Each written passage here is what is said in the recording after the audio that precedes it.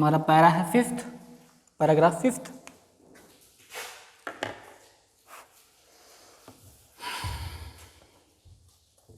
ठीक है। My acquaintance with the barefoot pickers leads me to Seemapuri. अब देखिए जो माई एक्वेंटेंस है, जो कह सकते हो मेरा जो परिचय है इन बच्चों से, किससे?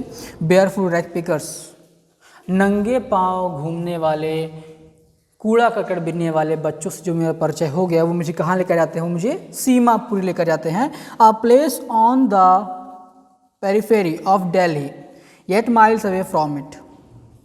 कैसा? जो कि दिल्ली की सीमा पर स्थित है, लेकिन फिर भी वो दिल्ली से काफ़ी दूर पड़ जाता है। Metaphorically, those who live there are squatters who came from Bangladesh back in 1971। ठीक है, तो ये कह सकते हो यहाँ पर जो रहने वाले बाशिंदे, यहाँ पर जो रहने वाले जो लोग हैं वो क्या है? वो कह सकते हो वो गैर कानूनी तौर पर यहाँ पर आकर रहते हैं। ठीक है, कब? Who came from Bangladesh back in 1971, जो कि 1971 से, मतलब 1971 में सब भाग करके भारत आ गए और यहाँ पर आकर के रहने लगे। ठीक है, लेकिन गैर कानूनी तौर से। साहब फैमिली इज अमंग देम, जो साहब की फैमिली है वो भी क्या? वो भी इन सब में से एक ही है। ठीक है, फिर Seemapuri was then a wilderness. तब भी कैसा जो सीमापुरी है वो भी क्या? एक बीहड़ था, मतलब बहुत ही घना जगह था। ठीक है, जहाँ पर मतलब जंगली कह सकते हो या फिर कह सकते हो वहाँ पर बहुत ज़्यादा लोग रहते थे। ठीक है, और इट स्टिल इज़, ठीक है, इट स्टिल इज़, वो अब भी है, but it is no longer empty, लेकिन अब वो खाली नहीं है। मतलब कह सकते हो पहले वहाँ पर जंगल वंगल हुआ करते थे, पेड़ पौधे होते थे। ठीक है, वहाँ पर लोग कम थे, लेकिन अब क्या है? अब वो जगह खाली नहीं है, पूरा भर चुका है। किससे भर चुका है? In structures of mud with roofs on of tin and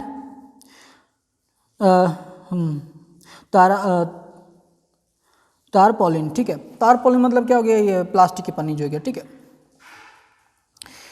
devoid of sewage drainage of running water. ठीक है, ये कह सकते हैं कि those who live there are squatter who came from Bangladesh back in 1971, साहब फैमिलीज अमंग देम। साहब की जो फैमिली वो भी उसमें से एक है। सीमापुरी वॉज देन, अब जो सीमापुरी वो क्या? वो बीहड़ पहले थी, अब भी वैसे ही, लेकिन वहाँ पर अब लोग और आ गए हैं। इन स्ट्रक्चर ऑफ मड, अब देखो उनका जो घर है, ठीक है, वो कैसे क्या है? इन स्ट्रक्चर ऑफ मड मतलब कि मिट्टी से मिलकर बना हुआ, विथ रूफ्स, जो उनका छत है वो टीन के द्वारा छाया गया है, एंड टेरापोलिन। ठीक है, टेरापोलिन मतलब क्या हो गया? यहाँ पर जो तिरपाल होती है। ठीक है, मतलब कह सकते हो प्लास्टिक। ठीक है, प्लास्टिक की जो पन्नी होती है उससे क्या छाया हुआ है। डेवेज ऑफ सेवेज, यानी कि कैसे? सेवेज मीन्स कहता है जो नालियाँ होती हैं। ठीक है, और नाली यहाँ पर है नहीं। फिर ड्रेनेज ऑफ रनिंग वाटर, और वहाँ पर क्या? ड्रेनेज ऑफ रनिंग वाटर मतलब क्या? वहाँ पर पानी भी बहता रहता है। फिर लीव 10,000 रैक पिकर्स, वहाँ पर करीब 10,000 अब कूड़ा करकट बिनने वाले लोग रहते हैं। They have lived here for more than 30 years without an identity.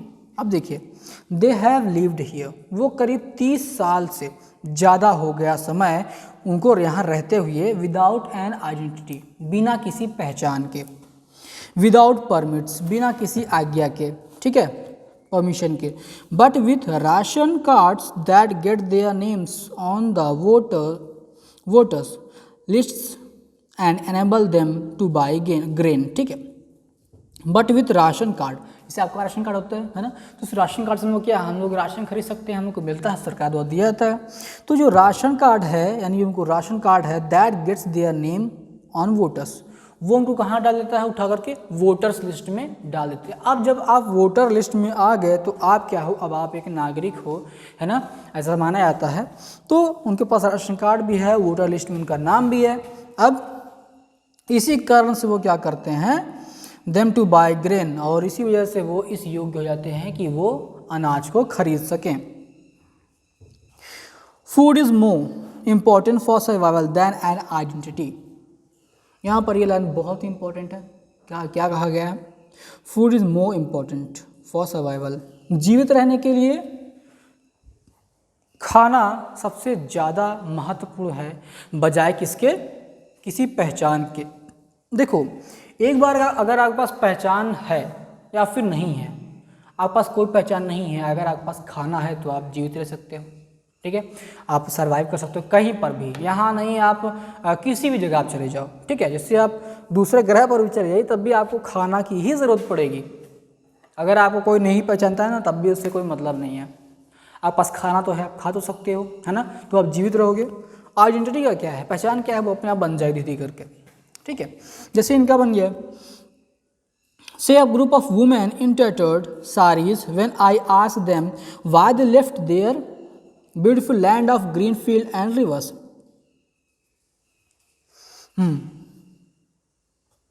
Sorry, ये कहाँ गया? अच्छा, तो यहाँ से था, if at the end of the day we can feed our families and go to bed without an aching stomach we would rather live there than in the fields that give us no grain। ठीक है, कहते क्या? If at the end of the day, अगर यदि हम दिन के अंत में, वी कैन फीड, हम खिला सकते हैं आवर फैमिली, अपने फैमिलीज को, and go to bed without an aching stomach, और हम अपने बिस्तर पर जाकर सो सकते हैं बिना किसी पेट दर्द के, यानी भूख से जो पेट दर्द होता है उसके बिना अगर हम सो जाते हैं, we would rather live here than in the fields, तो हम सबसे ज़्यादा कहाँ पसंद करेंगे रहना? हम यहाँ पर रहना पसंद करेंगे। क्यों? हमको तो यहाँ खाना मिल जाता है, और कहते क्या है? Rather than in the fields that gave us know grain, हम उस हरे भरे खेत या फिर जो भी हमारा खेत है, जो भी हमारा घर है, वहाँ पर हमको खाना नहीं मिल पाता है, तो हम वहाँ पर क्यों रहें? हमको यहाँ पर कुछ खाना मिल पाता है, कम से कम अपने फैमिली को खिला तो पाते हैं, वो जीवित तो हैं, है ना। तो उस अर्थ में क्या होता है? उस अर्थ में वो यहीं पर रहना पसंद करेंगे, ठीक है। कम से कम उनको पेट दर्द नहीं होता, उनकी फैमिली में कोई बिना खाए सोता तो नहीं है ना। At last of the day, अंत यानी कि कह सकते हो दिन के अंत में जब रात हो जाती है ना, तो बात आ रहा है, तो दिन के जो अंत होता है यानी कि रात में जिनको अपने फैमिली को खाना देना पड़ता है, ठीक है, कम से कम सब खा तो लेते हैं, तो इसलिए वो सब ज़्यादा प्रीफर करते हैं यहाँ रहना। ये कौन कहता है? से a group of women in tattered sarees when I asked them why they left their beautiful land of green fields and rivers। ठीक है, जब इन्होंने पूछा, किससे? औरतों से जिन्होंने फटी हुई साड़ियाँ पहन रखी है, तो इन्होंने क्या पूछा? जो लेखिका साहब हैं उन्होंने जब उनसे पूछा कि भाई आखिर ये बताओ कि आप लोगों ने अपना हरा भरा जो खेत था और जो नदियाँ थी उन सबको छोड़कर आप यहाँ पर क्यों आ गए, है ना, आपने क्यों छोड़ा भाई उसको जब इतना अच्छा था वहाँ पर? तो वो औरतें कहती क्या है कि अगर दिन के अंत में हम अपने फैमिली को खाना खिला देते हैं, उनका पेट भर जाता है, और रात को सोते समय पेट दर्द नहीं होता, यानी कि भूख के कारण पेट में दर्द नहीं होता, बिना किसी दर्द के अगर हम यहाँ सो जाते हैं, तो हम उस खेत में रहने के बजाय यहाँ रहना पसंद करेंगे, जो खेत हमको क्या नहीं देता? ग्रेन, यानी कि अनाज बिल्कुल नहीं देता। ओके, बात क्लियर हुई? ओके, आगे चलते हैं। Wherever they find food, जहाँ पर भी उनको खाना मिलता है, they pitch their tents that becomes transit homes, मतलब जहाँ पर उनको खाना मिलता है वो अपने टेंट वहीं गाड़ देते हैं, ठीक है, और वो आपका मतलब वो उनका अस्थायी तौर से एक घर बन जाता है। Childrens grow up in them, और जो बच्चे होते हैं वो भी उसी में पलते हैं, बड़े होते हैं। बिकमिंग पार्टनर्स इन सर्वाइवल्स, जो कि जीवित रहने के लिए जो काम करते हैं उसमें उनका हाथ भी बटाते हैं। फिर and survival in Seemapuri means rag picking, और अगर सीमापुरी में बात की जाए सर्वाइवल की यानी जीवित रहने की, तो वहाँ पर जीवित रहना है तो आपको रैक पिकिंग करना पड़ेगा, यानी कि आपको कूड़ा करकट, आपको कूड़ा बीनना ही पड़ेगा, ठीक है। थ्रू द ईयर्स, कई सालों के बाद, it has acquired the proportions of the fine art. अब क्या हुआ, जब इस तरह चलते चलते कई वर्ष बीत चुके हैं, तो इसने भी एक ललित कला के रूप में मतलब खुद को उभार लिया है। Garbage to them is gold, मतलब कूड़ा उनके लिए धन या संपत्ति हो गई है। ठीक है, देखो सिंपल सी देखा जाए कि जिस जगह पर जो काम एक बार स्टार्ट हो जाता है वो मतलब कई साल तक चलता रहता है, उसमें कोई परिवर्तन नहीं होता है, तो लोग उसी में जीना सीख लेते हैं, लोग उसी को अपना भाग्य से समझ लेते हैं और उसी में रहना, उसी में मरना पसंद करते हैं। ठीक है, तो एक परंपरा की तरह से वो बन जाती है सॉरी एक परंपरा के ऐसे वो बन जाता है। ओके, तो फिर देखो क्या कहते हैं, garbage to them is gold, जो गार्बेज है, जो कूड़ा है, वो क्या उनके लिए गोल्ड की तरह है। It is their daily bread, a roof over their heads, even if it is a leaking roof, but for a child it is even more। ठीक है, ये कह सकते हो यही उनकी रोज की रोटी है, यानी कि रोजी रोटी है ना। It is their bread, daily bread, रोज की रोटी उनकी वही है। A roof over their head, अगर उनके सर पर जो छत है वो भी उसी की वजह से है। Even if it is a leaking roof, यहाँ तक कि अगर वो छत टपक भी रही हो, उस पर पानी भी गिर रहा हो, तब भी उनके लिए बहुत इंपॉर्टेंट है। और बट फॉर चाइल्ड, लेकिन एक बच्चे के लिए यह छत इससे भी कहीं ज़्यादा है ना।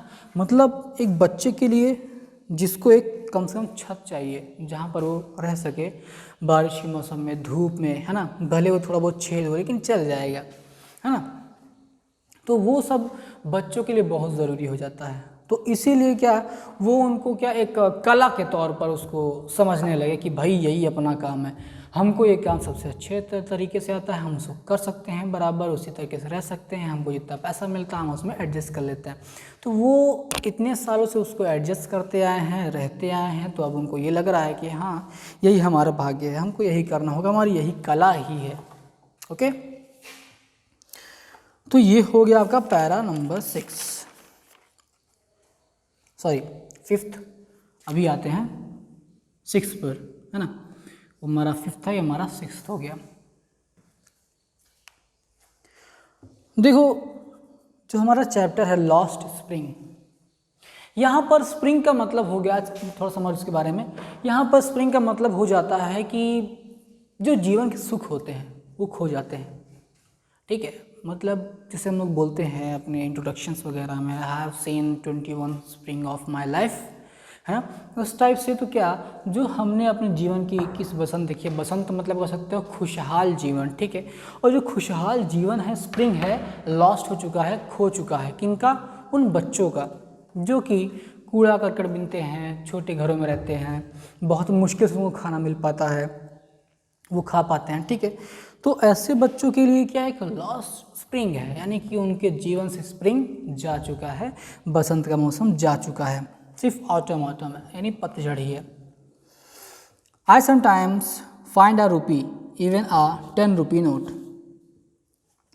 अब देखो साहेब सेज, साहेब कहता है क्या, आई समटाइम्स फाइंड अ रूपी, कभी कभी मैं 1 रुपये पा जाता हूँ, इवन अ 10 रुपी नोट, कभी कभी मैं 10 रुपये का नोट भी पा जाता हूँ इस कूड़े करकट में। हिज आइज लाइटिंग अप, उसकी आंखें जल उठी, यानी कि उसकी आंखें चमक गई, है ना, कि मुझे कभी कभी 1 रुपये मिलता है, कभी कभी 10 रुपये मिल जाता है।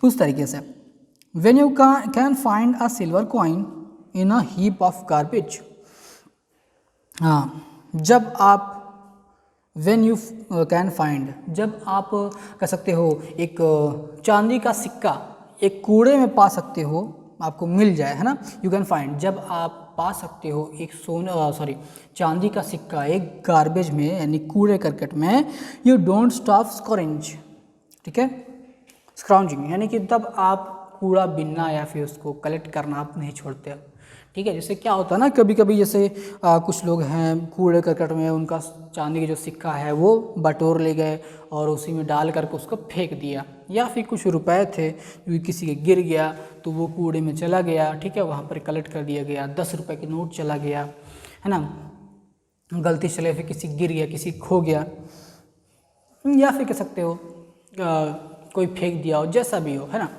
तो उसमें जब वो कूड़ा करकट बिनते हैं तो उनको जब मिल जाता तो उनको और अच्छा लगता, अरे 10 रुपये नोट मिल गया, अरे 1 रुपये मिला, अरे बाप रे, यहाँ पे सोने का सिक्का है, यहाँ पे यहाँ चांदी का सिक्का है ना। तो जब चांदी का सिक्का पा जाएंगे तो उनको लगेगा यार ये तो काफ़ी ज़्यादा अच्छा है ना, कि बस बिनते रहो कुछ ना कुछ मिलता रहेगा, है ना। तो उनको भी मज़ा आता है। वही बात ये भी उसको कहता है कि you don't stop scrounging for there is hope of finding more. तब आपको उम्मीद हो जाती है कि भाई यहाँ पर तो मुझे क्या मिला, यहाँ पर मुझे मिल गया एक सिल्वर कॉइन, मतलब यहाँ पर मुझे मिला क्या, एक चांदी का सिक्का, तो शायद यहाँ पर उससे भी कहीं ज़्यादा कुछ मिल सकता है ना। तो वो कभी भी उसको बिना रोकेगा नहीं, उसके अंदर और उम्मीद जग जाती है। It seems that for children, garbage has a meaning different from what it means to their parents. अब देखिए ऐसा लगता है कि मानो जो बच्चा है, यानी कि बच्चों के लिए कूड़ा बिनना या फिर कूड़े का काम करना बिल्कुल अलग है। मतलब बच्चों के लिए कूड़े बिनने का अर्थ मतलब बिल्कुल अलग है किससे, उनके पेरेंट्स जो कूड़ा करकट बिनते हैं उस अर्थ में, है ना।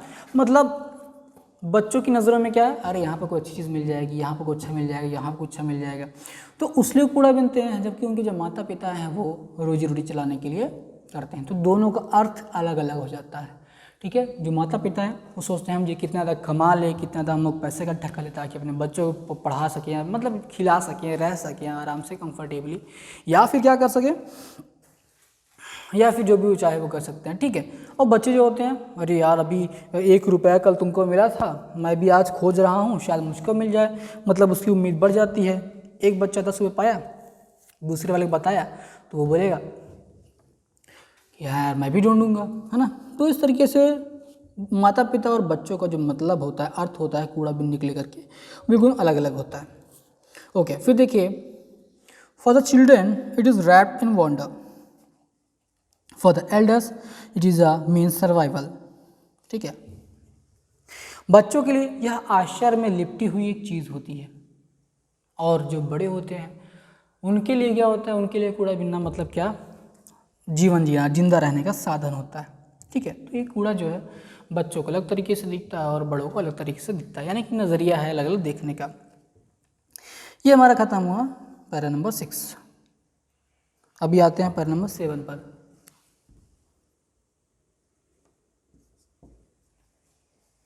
Para number 7th,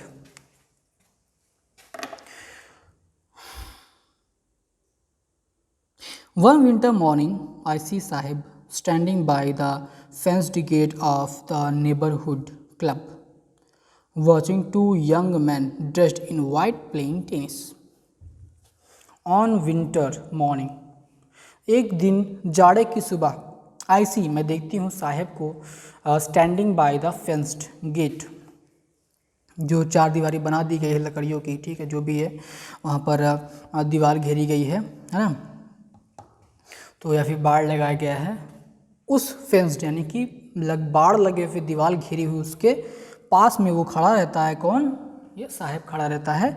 of the neighbourhood, मेरे पड़ोसी के जो क्लब है, ठीक है, उनके पड़ोस में क्लब है, मतलब जहाँ पर कुछ भी लोग खेल सकते हैं, जैसे पार्क आप सिंपली कह लो। वॉचिंग 2 यंग मैन, वहाँ पर 2 युवक थे, ठीक है, 2 युवक थे, dressed in white playing tennis. वो क्या, उन्होंने वाइट कलर का टेनिस जो होता है ड्रेस होता है वो पहन करके वो सब वहाँ टेनिस खेल रहे हैं, और जो साहेब है वो दीवार के उस पार ही खड़ा होकर उनको बराबर देख रहा है। आई गो इनसाइड, सॉरी यहाँ पे, I like the game he hums, content to watch it standing behind the fence. अब देखिए वह गुनगुनाता है कि मुझे यह खेल पसंद है, मज़ा आता है टेनिस खेलने में, है ना, ये चीज़ बहुत अच्छा लगता है मुझे। वो थोड़ा गुनगुनाता है, content to watch it standing behind the fence, और वो बहुत ही संतुष्ट है, यानी कि कंटेंट मतलब संतुष्ट हो गया, मतलब वो सेटिस्फाइड है वो बाहर से ही उस खेल को देख करके। जैसे हम लोग होते हैं ना, हम लोग क्रिकेट देखते हैं भाई, और ये छक्का मार चौका मार, हम लोग ऐसे आनंद लेते रहते हैं, उस तरीके इसको बहुत पसंद है गेम ये वाला। I go inside when no one is around, जब कोई आसपास नहीं होता तो मैं उसके अंदर जाता हूँ। ही एडमिट्स, वह स्वीकार करता है। The gate keeper lets me use the swing, और जो द्वारपाल है, यानी कि जो गेटमैन है कह सकते हो, है ना, जो गार्ड है वहाँ का, तो वो मुझे वहाँ पर झूलने के लिए मना नहीं करता, मुझे झूला पर झूलने देता है, तो मैं चला जाता हूँ। अब देखो आते हैं हम लोग 8th पर।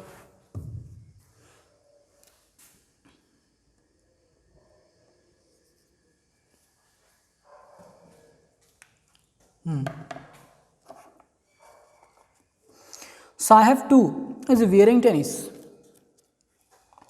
हाँ, Saheb too is wearing tennis shoes that look strange over his discoloured shirt and shorts.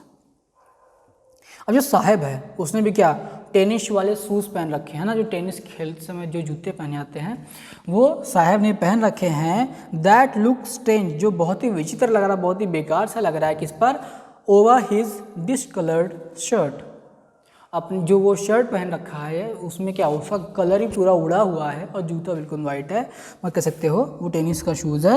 And shorts, अपने शॉर्ट्स में है, तो वो थोड़ा सा बेकार सा लग रहा है।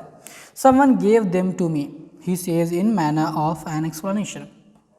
उसने अपने एक्सप्लेनेशन में जब उससे शायद पूछा गया तो उसने कहा कि भाई ये मुझे किसी ने दिया है, जो शूज़ है ना टेनिस शूज़, ये मुझे किसी ने दिया है तो मैं इसको पहन रखा है। The fact that they are discarded shoes of some rich boy who perhaps refused to wear them because of a hole in one of them does not bother him। देखिए कहते क्या, the fact that they are discarded shoes. अब तथ्य जो है वो ये है कि they are discarded shoes of some rich boy, कि वो जो जूता है वो किसी अमीर घर के लड़के के द्वारा त्याग दिया गया है, छोड़ दिया गया है। हु परहैप्स रिफ्यूज, जिसने शायद उसको पहनने से मना कर दिया है, because of hole in one of them, क्योंकि उस जूते में एक में होल है छोटा सा, ठीक है, तो उसकी वजह से क्या वो जो लड़का था अमीर घर का उसने उसको नहीं पहना, उसको त्याग दिया और ये इसको मिल गए। अब ये जो होल हैं छोटे से, ये साहिब को तो कोई प्रॉब्लम नहीं है, इस छेद से साहिब को कोई प्रॉब्लम नहीं आने की, परेशान नहीं करता है। हाँ उसको करता है, उसने छोड़ दिया, ठीक है। For one who has walked barefoot in shoes with a hole is a dream come true. देखा एक क्या है, फॉर वन, उस व्यक्ति के लिए, उस पर्सन के लिए, हु हैज़ वॉक्ड बेयरफुट, जो नंगे पांव चलता है, even shoes with a hole, यहाँ तक कि एक छेद हुआ जूता भी उसके सपने को सच करता है, ठीक है, सच करते हुए दिखता है। मतलब क्या, देखो जो लाइफ है हमको बहुत ही अलग तरीके से दिखाती है ना। वो जो लड़का है जो अमीर घर का था, उसने उस जूते को इसलिए रिफ्यूज़ कर दिया, मना कर दिया पहनने से कि भाई इसमें छोटा सा छेद है। अब उसने रिफ्यूज़ कर दिया, लेकिन शायद उसने जो रिफ्यूज़ किया है वो किसी दूसरे बच्चे के लिए, जैसे साहिब जैसे बच्चों के लिए क्या है, वो एक सपने के जैसा है कि भाई जो नंगे पाँव घूमता था अब उसके पास शूज़ है, अरे भले ही छोटा सा छेद हो कोई बात नहीं, उसको उसका जो सपना था जूते पहनने का वो तो मिल गया ना, वो तो पूरा हो गया है ना। फिर but the game he is watching so instantly is out of his reach, लेकिन जो गेम वो देख रहा है ना, जो गेम वो देख रहा है वो क्या उसकी पहुंच से बहुत दूर है। मतलब कि जो गेम वो देख रहा है, भले उसके पास जूते वाइट है, एक छेद है, कोई दिक्कत नहीं, लेकिन जो शर्ट है ना वो पहन रखा है, तो उसके अलावा भी जो गेम्स वहाँ पे खेल रहे हैं, कहाँ पर, टेनिस कोर्ट में, मतलब कह सकते हो एक उनके पड़ोस में जो क्लब है वहाँ जो खेला जा रहा है, तो कह सकते हो वो उसके पहुँच से बहुत दूर है, वो उसे खेल नहीं सकता, काफ़ी ज़्यादा कॉस्टली और काफ़ी ज़्यादा चीज़ें उसमें होती हैं, है ना। तो हमारा जो 8th पैरा था वो हमारा हुआ ख़त्म। अब हम लोग आते हैं पैरा नंबर 9th पर।